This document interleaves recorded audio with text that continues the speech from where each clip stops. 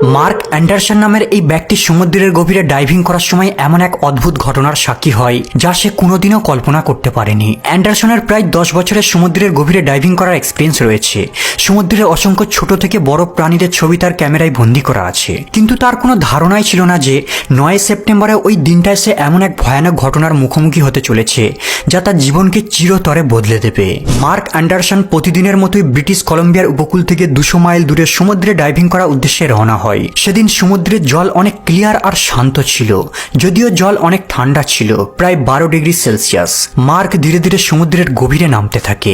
সামুদ্রিক শৈবাল আর ছোট ছোট মাছেদের সে ক্যামেরায় বন্দী করতে থাকে। এরপর তার হঠাৎ চোখ পড়ে সি কিউকাম্বার বা সামুদ্রিক শসাদের একটি ছোট্ট দলের দিকে। মার্ক ঠিক করে সে এগুলির কিছু ক্লোজ আপ পিকচার তুলবে, কিন্তু তখনই সে জলে এক অদ্ভুত ঢেউয়ের ধাক্কা অনুভব করে। সে জলের নিচে একটি অদৃশ্য মুভমেন্ট লক্ষ্য করে। সে ফিল করতে পারে হয়তো তার আশেপাশে কোনো বড় ধরনের প্রাণী সুইম করছে।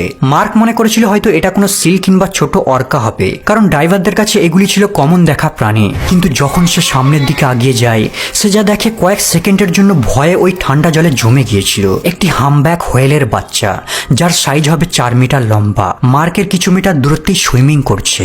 মার্ক লক্ষ্য করে এই প্রাণীটির মুভমেন্ট ছিল খুবই অদ্ভুত ধরনের। সাধারণত এই বিশাল দানবাকার প্রাণীদের বিহেভিয়ার এমন হয় না, কিন্তু সেদিন এই বিশাল হামব্যাকের বাচ্চাটি ঝাঁকুনি দিয়ে মুভ করতে থাকে, আর ড্রাইভারটির দৃষ্টি আকর্ষণ করার জন্য তার দিকে মায়াবী দৃষ্টিতে তাকিয়ে থাকে। মার্ক সাধারণ ব্যাপার মনে করে বাচ্চাটিকে কোনো গুরুত্ব না দিয়ে সামনের দিকে এগিয়ে যায়, কিন্তু বাচ্চাটি মার্ককে অনুসরণ করে তার চতুর্দিকে গোল হয়ে ঘুরতে থাকে। মার্ক একটি গভীর নিঃশ্বাস নেয়। সে তার ক্যামেরাকে ধরে আর হামব্যাক হোয়েলের বাচ্চাটির এই অদ্ভুত আচরণটিকে ফিল্ম করতে থাকে, কিন্তু প্রাণীটিকে দেখে তার শান্ত মনে হচ্ছিল না। এরপর হঠাৎ বাচ্চাটি তার অনেক কাছে এসে সুইম করতে থাকে, আর তার বিশাল বড় পাখনা দিয়ে মার্ককে যেন স্পর্শ করতে চায়। আর এই ধরনের অদ্ভুত আচরণটি সে বারবার করতে থাকে।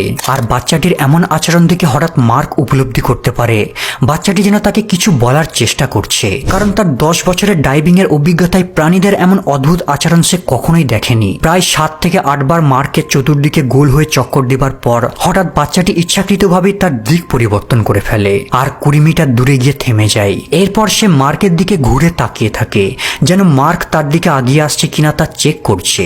মার্ক লক্ষ্য করে বাচ্চাটির ছোট্ট চোখে যেন ইমোশনে ভরা, যেন তাকে ইশারা করে ডেকে কিছু দেখাতে চায়। মার্ক ভালো মতোই জানে সমুদ্রের এইসব ভয়ানক দানবদের ধাওয়া করা অনেক বড় বিপদের কারণ হতে পারে, কিন্তু হামব্যাকের বাচ্চার এমন অদ্ভুত আচরণ দেখে তার কৌতূহল বেড়ে যায়, আর সে জীবনের ঝুঁকি রয়েছে জানা সত্ত্বেও তাকে ফলো করা শুরু করে দেয়। তারা নর্থের দিকে এগিয়ে যায় আর উপকূল থেকে বহু দূরে চলে আসে। প্রত্যেকবার 30 থেকে 40 মিটার দূরে আসার পর বাচ্চাটি দাঁড়িয়ে যায়, যাতে মার্ক তাকে ঠিকভাবে ফলো করতে পারে। এরপর ধীরে ধীরে তারা গভীরের দিকে নামতে থাকে, আর তলদেশ কালো হতে থাকে। সমুদ্রের যত গভীরে নামতে থাকবেন সূর্যের আলো ততই অস্পষ্ট হতে থাকবে, আর নিচে ততই অন্ধকার বাড়তে থাকবে। প্রায় কয়েক মিটার গভীরে নামার পর তারা সমুদ্রের তলদেশে একটি ছোট্ট উপত্যকায় পৌঁছায়। আর এখানে মার্ক এমন এক জিনিস দেখে ভয়ে তার শিরদাঁড়া ঠান্ডা হয়ে যায়। একটি অ্যাডাল্ট হামব্যাক হোয়েল প্রায় 14 মিটার লম্বা হবে, গতিহীনভাবে জলে ভাসছে, আর এর দেহে কিছু অদ্ভুত জিনিস দিয়ে ঢাকা রয়েছে। দূর থেকে দেখে মনে হচ্ছে যেন ধূসর কোনো কিছুর কোটিং করা হয়েছে। যখন মার্ক হামব্যাকটির একদম কাছে পৌঁছে যায়, সে তৎক্ষণাৎ বুঝতে পারে এগুলি বার্নাকল। আসলে রসুনের মতো দেখতে এই বার্নাকলগুলো এক ধরনের সামুদ্রিক জীব। এরা তিমির শরীরে আটকে থেকে খাবার সংগ্রহ করে, প্লাস তিমির বিশাল দেহ অন্যান্য শিকারীদের হাত থেকে এদের রক্ষাও করে থাকে। তবে তিমিদের শরীরে প্রায়শই বার্নাকল পাওয়া যায়, কিন্তু এই তিমির দেহে যে বার্নাকলের কলোনি বাসা বেঁধেছে এরা কোনো ছোটখাটো দল ছিল না, প্রায় কয়েক সেন্টিমিটারের মোটা লেয়ার পড়ে গিয়েছিল। কেবল তার চোখ বাদে সম্পূর্ণ দেহ জুড়ে তারা ঘিরে রয়েছে। মার্ক লক্ষ্য করে যে বাচ্চাটি এই বিশাল হামব্যাকের চতুর্পার্শ্বে গোল হয়ে ঘুরছে, যেন তাকে আদর করছে। মার্কের আর বুঝতে বাকি নেই এই তিমিটি তার মা, আর সে যেন মার্ককে তার মায়ের কাছে আনতে পেরে অনেক খুশি হয়েছে। মার্ক কিছুটা সাহস নিয়ে হামব্যাকটির আরো কাছে এগিয়ে যায়, আর সে দেখতে পায় তার দেহে পরজীবী বার্নাকল এমন ভাবে আটকে রয়েছে তাকে একেবারে দুর্বল করে দিয়েছে। সে কেবল তার পাখনাটিকেই নাড়াতে সক্ষম ছিল। মানুষের ক্ষেত্রে অসুস্থ মায়ের জন্য তার সন্তান যেমন ডাক্তার ডেকে নিয়ে আসে, ঠিক তেমনই মনে হচ্ছিল এই হামব্যাকের বাচ্চাটিও তার মায়ের জন্য মার্ক নামক ডাক্তার ডেকে নিয়ে আসে। মানুষের প্রতি এই বাচ্চাটির বিশ্বাস দেখে মার্ক ইমোশন হয়ে পড়ে। যেমন করেই হোক এই মৃতপ্রায় প্রাণীটিকে বাঁচিয়ে তুলতে হবে, ফিরিয়ে দিতে হবে বাচ্চাটিকে তার প্রিয় মায়ের মার্কের কাছে। বার্নাকলের দল প্রাণীটির দেহকে ক্ষতবিক্ষত করে ফেলেছে। তাদের সংখ্যা এতটাই বেশি যে মার্কের একার দ্বারা এদের রিমুভ করা সম্ভব নয়। তারপরেও মার্ক বাচ্চাটির মাকে যেমন করে হোক বাঁচাতে হবে শুধুমাত্র এই চিন্তা মাথায় রেখে তার বেল্ট থেকে ছুরি বের করে আর ধীরে ধীরে বার্নাকলগুলিকে সরাতে শুরু করে। কিন্তু এরা এতটাই শক্তভাবে তার দেহে আটকে ছিল যাতে সরানো খুবই পরিশ্রমের কাজ, আর মার্কের একার পক্ষে কোনোভাবেই এগুলিকে সরানো সম্ভব নয়। তারপরেও ডাইনিং টেবিলের সাইজের সমান কিছু অংশের বার্নাকলকে রিমুভ করতে সক্ষম হয়। এদিকে তার অক্সিজেনের সিলিন্ডার প্রায় শেষ হতে শুরু করেছে। দ্রুত তাকে অক্সিজেন নিতে হবে, না হলে সে নিজেই বাঁচতে পারবে না। তাই সে দ্রুত উপরে উঠে আসে আর সে বোটে ফিরে এসে কোস্টাল মেরিন রেস্কিউ টিমের সঙ্গে যোগাযোগ করে আর তাদের সমস্ত ঘটনাকে ব্যাখ্যা করে জানায়। তারাও বিভিন্ন রকম প্রশ্ন করতে থাকে, যেমন প্রাণীটির অবস্থা কতটা গুরুতর, কতটা গভীরে এই প্রাণীটি রয়েছে। মার্ক তাদের সমস্ত কিছুকে ডিটেলে জানায় আর সে এটাও জানায় তার সঙ্গে একটি ছোট্ট বাচ্চা রয়েছে। মার্কের থেকে মারিন রেস্কিউ টিম সমস্ত কিছু ডিটেল জানার পর তাকে 1 ঘন্টা মতো অপেক্ষা করতে বলে। আর ইতিমধ্যে মার্ক অক্সিজেন নিয়ে আবারও জলে ডুব দেয় চেক করার জন্য যে তারা সেখানে রয়েছে কিনা। আর মার্ক যখন নিচে নামে সে পুরো হতবাক হয়ে যায়। বাচ্চা আর মা সেই ছোট্ট উপত্যকার উপরেই রয়েছে। সম্ভবত তারা বুঝতে পেরে গিয়েছিল যে মার্ক নিশ্চয়ই তাদের জন্য সাহায্য নিয়ে আসবে। এরই মধ্যে রেস্কিউ টিম সেখানে পৌঁছে যায়। এই বোটে টোটাল 6 জন ক্রু মেম্বার ছিল। এদের মধ্যে 3 জন ছিল রেস্কিউ স্পেশালিস্ট, একজন আচরণ বিশেষজ্ঞ আর 2 জন চিকিৎসক। মার্কের দিক নির্দেশনায় তারা দ্রুত আরো 2 জন ড্রাইভার সহ সবাই সমুদ্রের গভীরে যায়। তারা বার্নাকলগুলিকে রিমুভ করার জন্য যেই হাতিয়ারগুলির ব্যবহার করছিল এগুলো মার্কের ছুরির থেকেও অনেক উন্নত আর কার্যকর ছিল। এর সাহায্যে প্রাণীটির স্কিনের কোনো ক্ষতি না করে তাকে কোনো রকম আঘাত না দিয়ে খুব সূক্ষ্মভাবে বার্নাকলগুলিকে সরাচ্ছিল। তবে এই কাজটি করতে তাদের অনেক সময় লাগছিল, তাই প্রতি ঘন্টায় তারা তাদের অক্সিজেন ট্যাঙ্ক পরিবর্তন করছিল।